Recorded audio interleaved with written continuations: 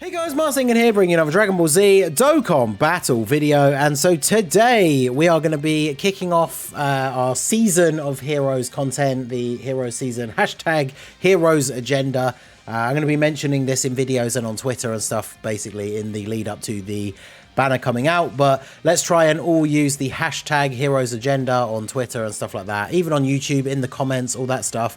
Wouldn't it be awesome if the day the banner comes out we can get hashtag Heroes Agenda trending on Twitter? That'd be pretty awesome. So we're going to start off today with a video that a lot of people ask me about. People, I swear, at least one person asks me this in like every stream, to the point where I actually have an image just saved that I can press a button to bring up on the screen that shows the answer to that question, which is which Heroes units are going to be getting an EZA this year with the celebration when it kicks off on the 21st of November 2023. So we should know the units based on the batches of units that they release in. Now, it's kind of a combination of the units that release as well as the units that actually awaken. So the batch of units that we're going to be looking at now were featured on a banner a couple of years ago. It was new units who got an awakening at the time, and then old units who returned on that banner and got an awakening because they didn't have one when they first came out, right? They were the units that for that year came out and were just SSRs, didn't get an awakening and awakened later on, because two units did actually release on that banner that didn't awaken straight away, and they are not getting EZAs this year. So basically that is how this works, right? It's units that awakened in a certain year then get an EZA a certain amount of a time later. Now, I should put a disclaimer in place right at the start here. This is based on that pattern and the previous trends from the last couple of years. Now, obviously, Dokkan could throw a complete curveball and just EZA other units instead. They could miss off some of the ones from this list. They could add on other units that we weren't expecting. But based on everything that we know going into the celebration and based on the previous trends, this is the list of units that should be getting their EZA with this year's Hero Celebration. So we're going to go through all the units. We're going to have a quick look at what they do now and basically just give a little bit of thought here on what I think they should do once they get their EZAs. Now, obviously, when it comes to people designing custom EZAs and stuff, I know it's very easy to just say like, oh, give everybody like greatly raising defense on super, give everybody damage reduction and guard and stuff like that. So obviously I'm going to try not to do that. Just try and focus on increasing the strengths of what they do and keeping it true to kind of like what the card is supposed to do based on what they do already. Now, not to say they can't do that, right? Things like, you know, they added defense stacking to STR Cooler, which I think a lot of people probably didn't expect. So, you know, all sorts of wild stuff we could potentially see. Let me know what you guys think down below in the comment section for each of these characters and what their EZAs could look like. But we are going to start off straight away with the big man himself, and that, of course, is Physical Super Saiyan 4 Vegito. Now, this EZA is going to be, I would say, pretty important because, you know, we're getting the brand new Limit Breaker Super Saiyan 4 Vegito as one of the headliners.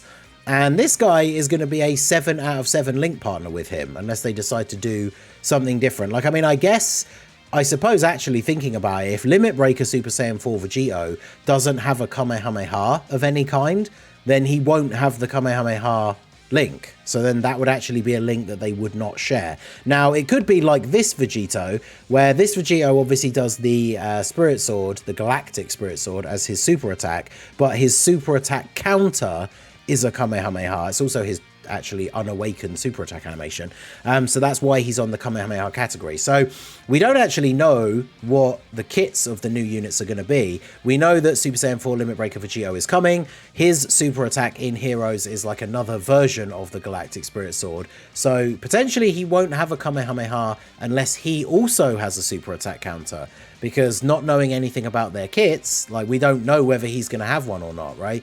The normal Limit Breakers don't, but the normal Super Saiyan 4 Vegito did. So it definitely would be very cool if he had one. Now, this Vegito is going to be very, very good. His leader skill, it'd be interesting to see if they do anything with his leader skill, because he already gives a full 170 and 3 key. So we've seen LRs get EZAs and go up to 180. I actually wouldn't be surprised if this guy's leader skill doesn't change at all, to be honest. But we'll see when he comes out. I wouldn't be surprised. If it goes up to 180, that would be cool. I could see it just staying at 170, sadly. But his super attack raises defense for 1 turn, does immense damage to the enemy. Now again, whilst I say we're probably not going to do this for every character, if he's already raising defense for 1 turn, greatly raising defense for 1 turn would obviously be very good, or making it an infinite stack. I imagine it would be one or the other, right? They're not going to give him greatly raises defense as a stack. Who knows, maybe they do, maybe they just go ham with the Heroes units this year. The EZAs for Heroes usually are some of the strongest units, right? Like the EZAs are usually pretty good. So I could imagine them making Super Saiyan 4 Vegito incredibly strong. He gets attack and defense at the start of turn, so obviously, you know, these guys are going to get EZA stats. His EZA stats are actually incredibly high as well. So we can buff this number up a little bit. It doesn't have to be a crazy amount, because then he gives crossover allies 1 key and 20% attack and defense, as well as giant 8 power allies 1 key and 20% attack and defense. So of course he gives crossover giant 8 power allies 2 key and 40% attack and defense. I could see them putting those both up to 25, making him a 50% support for the other heroes Super Saiyan 4s, which would be pretty insane. And then he has a high chance to counter enemy super attacks. Now, I think it's only Tech Super Saiyan 4 Gogeta, right, that has a 70% chance to counter enemy supers. So I don't expect this to go up to 70%. I imagine it will probably stay 50. We don't see a lot of nullification or counters nowadays being higher than 50%. But you never know. They could go all in and give him higher than 50. I imagine it will stay 50. So really all this guy needs is his EZA stats plus buffing up his start of turn attack and defense a little bit. And then maybe increase the support. Maybe increase the defense on super. Even if it just stays as raises defense for 1 turn, I do think that would be okay. The only other thing when it comes to the more difficult content now, like this guy's obviously not a slot 1 unit, right? He gives support, he raises defense on super, he's going to be in slot 2 or floating as a support. Obviously, we'll wait to see whether Limit Breaker Super Saiyan 4 Vegito is going to be a slot 1 unit, right?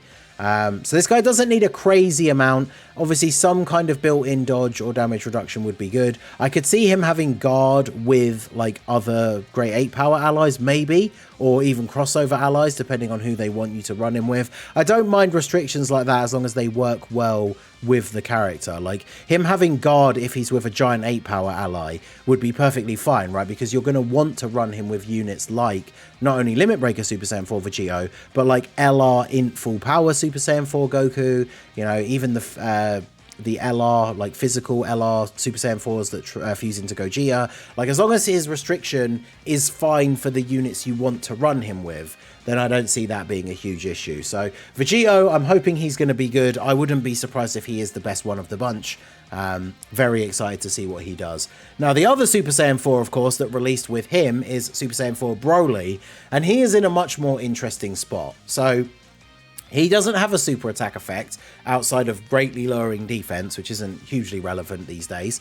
So he absolutely is a unit that needs to get some kind of raised defense on super, whether it's just raised defense for 1 turn, greatly raise. Something that would be awesome for him if they really want to make him into a powerhouse is give him one of those multiple turn stacks where it's like raises defense for 3 turns or raises defense for 6 turns, something like that, right? Because he's a unit that is going to be getting a bunch of additional super attacks. So he gets all of his stats on super, attack and defense 140% when performing a super. So some start of turn stats would obviously be good, especially considering we are in a meta with AoEs. But one thing I would say, unless they go crazy on this guy's EZA with like damage reduction or something, do not expect this guy to be good against AoE bosses, especially like Fusion Zamasu, right? Who's type disadvantage and is hitting, you know, he's getting most of his stats on super. He's not going to be good there unless they give him a ton of damage reduction or guard or something. Or even if he just had guard, he still gets all of his stats on super. So give him a bit of stats start of turn, increase the on super, and then he launches an additional attack that has a high chance of becoming a super when there's another giant 8 power ally. And that's all there is. Now, when it comes to restrictions like that, you're going to want to run him with other Super Saiyan 4s, so it's not too bad. But if we're going to put a category restriction on it, make that a guaranteed additional super. And then they should then throw in launches an additional attack that has a high chance of becoming a super just as it is on its own, right? So with a giant 8 power ally, he's getting a guaranteed additional super, and then with or without one, he has the high chance to do an additional super that's still going to be a normal at the worst case, and then that gives him an extra attack from his passive that makes it more likely to trigger the hidden potential, and then him get a third or a potentially fourth super, right? So the best RNG, he's going to be getting 4 supers in one turn with that particular build. And so then if you're giving him like raise defense for 6 turns or something, he's going to get all of those stacks within that one turn off of the 4 supers. Well, he's going to get 4 stacks, right? Get the 4 stacks off of those supers, and then he's going to be looking pretty good. Now, Limit Breaker Super Saiyan 4 Broly's coming out as a new character as well, which means these guys are probably going to be 7 out of 7 link partners. With this guy getting all of his stats on Super, hopefully Limit Breaker Super Saiyan 4 Broly is going to be a really good slot 1 unit. And this guy has the potential to be a crazy damage dealer. He's just going to need that little bit of extra defensive power.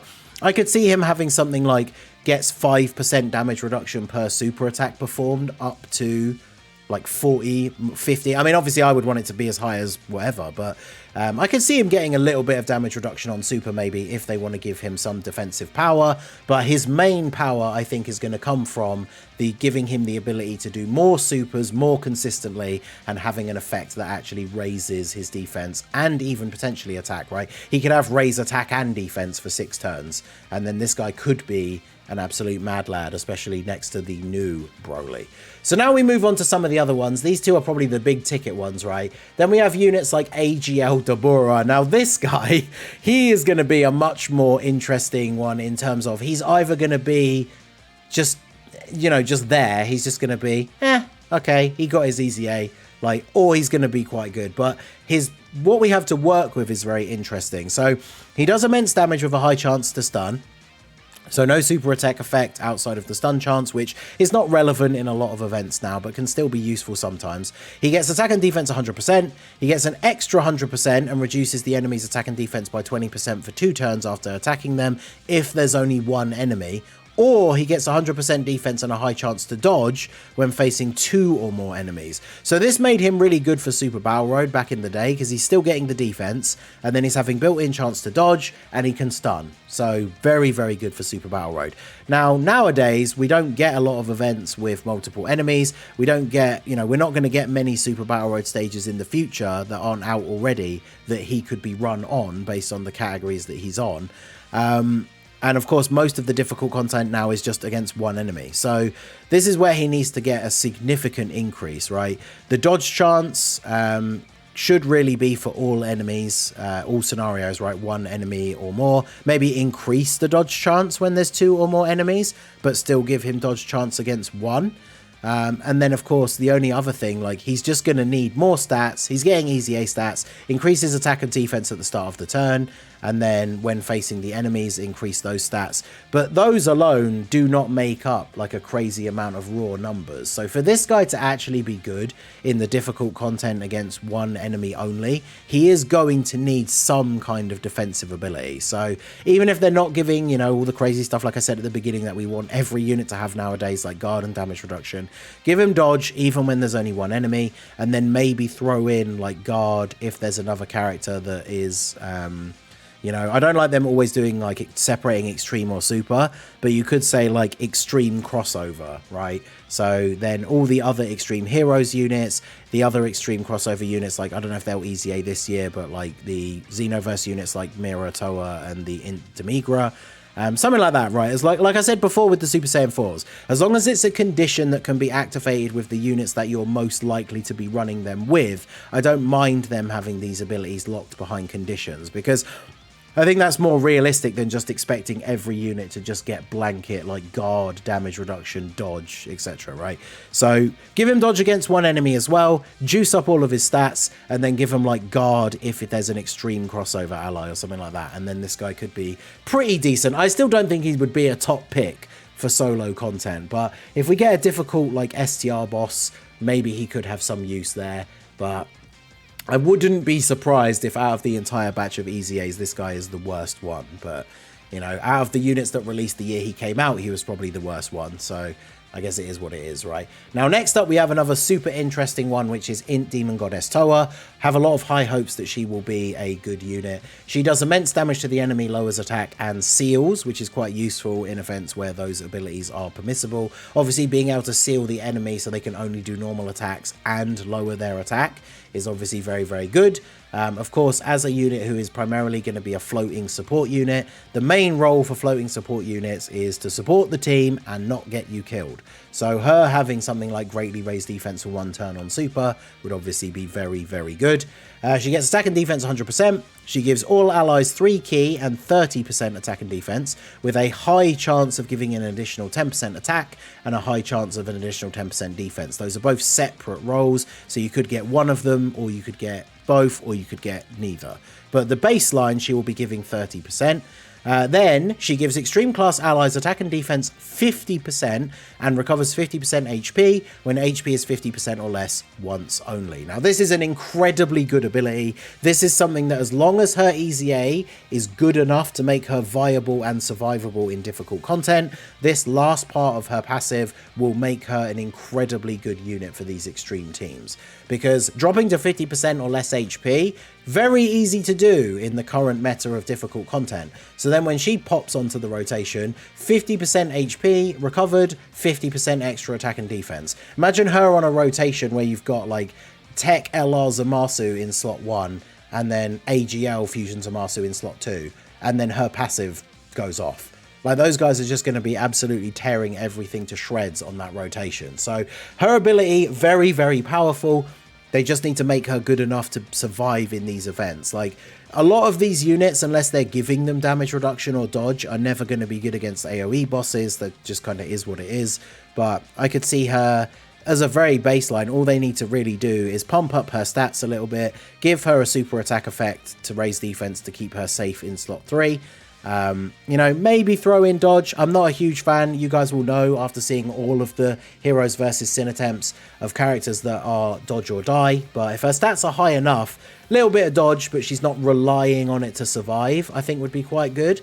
But yeah, this unit has incredible potential to be very, very good on a lot of teams. Now, I think, if I remember rightly, Zamasu's 200% lead. She's not on his actual main leader skill, so she'd only be getting his 150% for extreme class leads. So obviously her stats after super would have to be pretty good for her to warrant a spot on that team in difficult content. But that passive ability kind of makes up for the risk of running her, right? Because you imagine you get both of those procs from the first part of her passive. So she's giving 40% attack and defense, and then it's the turn where you're at 50% or less HP.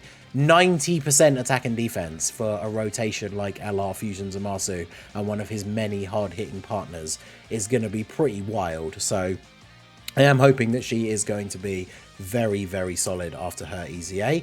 Next up, we have another one that I'm very much looking forward to, again, when it comes to units like Merge Zamasu and his team, because this guy is on Zamasu's 200% leader skill, the physical demon form Demigra. It's the Makyoka form. Greatly raised attack for 1 turn, does supreme damage to the enemy. All you got to do, I know it's like an old record, but throw on a defense, greatly raise attack and defense for 1 turn, boom, off we go. Attack and defense 120, extreme class allies 3 key and 30% defense, all enemies attack and defense minus 20%, and then additional attack 10% per crossover ally on the team. So again, bump up his stats. Extreme class allies, they could push that up to 40%, or give him, well, actually, I could say if it's going to stay defense, I could say they could push that up to 50, or make it 30% attack and defense. Now, I think based on the meta that we're in right now, and Zamasu's team having these big hard hitters already, I think I would prefer it if it was just defense. So if it was extreme class allies 3 key and 50% defense, that would be incredibly good. The attack, passive attack lowering, it just is what it is, right? There's not a lot of events where that's super relevant anymore. And then additional attack 10% per crossover ally on the team. If they throw in defense as well, that would obviously be more beneficial, attack and defense. And then ideally, crossover's not the worst, because like for running him with the other heroes units, but if you did want to run him on Zamasu's team, changing this to like crossover or time travelers or crossover or realm of gods, I think would be very, very good. If it stays just limited to crossover, it's not the end of the world, especially if it only stays as attack, because he's not going to be on the team to do damage, right? He's there to be a support unit more so than anything else. So if it's limited to crossover, that will be a little bit unfortunate, because there definitely will be builds where he could be a good unit on Zamasu's team, but he'd be like the only crossover character. Although, remember, of course, Masked Super Saiyan 3 Rose Goku Black, he's going to be on Zamasu's 200% leader skill as well. So as long as he's not super restricted and is going to be good on that team, this guy will be a nice addition as another Heroes unit. And at least he'll have another crossover ally. So this guy is another unit, much like Toa, who has the potential to be a very, very strong support unit as long as his EZA is good. So very much looking forward to that. Next up, we have Super Mirra. Now, this is another one that I think, kind of like DBOR, who could just kind of be, you know, just he's just there, right? He greatly raises defense with an infinite stack. So that's good, but, you know, getting INT Goku Black vibes already here, right? Attack 100% and defense 50. He disables enemy guard, which all that really means is he does normal damage to AGL enemies as if he didn't have type disadvantage. Attack to enemies, attack and defense minus 20% for 2 turns. Additional attack 50% and high chance to crit when the enemy is in attack down. Now, unfortunately, it's kind of just a thing now in the game, right? Anyone who has abilities locked behind status effects, they don't age well when all of these difficult content events don't allow you to use status effects. Like, you know, Vegito Blue in the Divine Wrath of Mortal Will stage, you know, fine, you get that extra buff. But even if they increase what that buff does, right, he gets extra attack and extra crit chance. Imagine they throw defense on there as well. It's like, that's all well and good, but you're just not getting it in most of the events, which is unfortunate. And I guess they're always kind of scared of like greatly raising stackers, because as you can see, he gets attack 100 but only defense 50. So he's starting off with a low number. So even though he's stacking 50% with every super, he can still stack quite slowly. So they need to really buff that number up. He's going to have EZA stats. Honestly, ideally, they need to put that up to at least attack and defense 150. Greatly raising on the super is good. I think honestly what he needs, and obviously not locked behind the status effects, give him the attack 50% high chance to crit, maybe throw defense on there as well when the enemy is in attack down or defense down, you know, would be good, because there are some bosses you can defense lower even though you can't attack lower them. But then I think the thing he needs more so than anything is put into his passive an ability to get him an additional super attack, so you can get more of those stacks more quickly. And unlike INT Goku Black, don't make it against super class enemies unless we're actually going to get super class enemy content. Just make it like, again, we don't want it to be too restricted. We don't want it to be crossover ally or something like that. Maybe extreme ally, because the other teams that he's on, right, like artificial life forms, androids, revenge, like if you're going to use him on non-heroes teams, he's going to be with a bunch of other extreme units most of the time. So maybe have that, right? High chance to performs an additional attack that has a high chance to become a super when there's an extreme ally. Hell, maybe even give him additional attack that has a high chance to become a super when there's like a super enemy or something, if it's an extra one on top, just so he can get these more supers, right? And then he could be okay, but it's just going to all come down to how quickly can he stack. Because in difficult content, like, you take him into a hard event and turn 1, he just gets blasted, right? So his EZA is one of those ones that they're really going to have to put a lot of work into if they want it to be good for the actual relevant events. And as much as I hate to say it, I don't expect that to be the case. But so poor Mirra, but I guess we'll see. Now this one is another highly anticipated one for me, the Dark Mask King. This guy is already like one of the ones that aged probably the slowest out of his batch of units because of what he does, right? He does immense damage to the enemy, lowers attack and defense. He gets attack and defense 100%, an extra 100% defense for 5 turns after receiving an attack, and then he guards when there's another hero's ally in the same turn, and he recovers 10% damage dealt as HP. So for this guy, the skeleton of a good unit is already there. He guards as long as he's with one of the allies that you're probably going to be running him with anyway. He gets an extra bit of defense when he gets hit for the first time. So, of course, the worst case scenario is the first attack he takes is the super. But once he gets hit, he gets that extra defense. And then he heals you 10% based on the damage that he does. So if you put him in slot 1, as long as he doesn't take a super straight away, he gets hit, gets a defense buff, takes a few more hits, maybe even then takes a super. He's guarding, so he might take damage. We're talking about post EZA, right, depending on what they give him. Takes a bit of damage, but then he attacks, and then he heals you a bunch of the damage that he just took back, because he heals based on the damage that he does. Now, in the past, Dokkan has been kind of scared of making healing units really broken, so I wouldn't expect this guy to be absolutely insane, but he doesn't really need to do that much in order to be very good, right?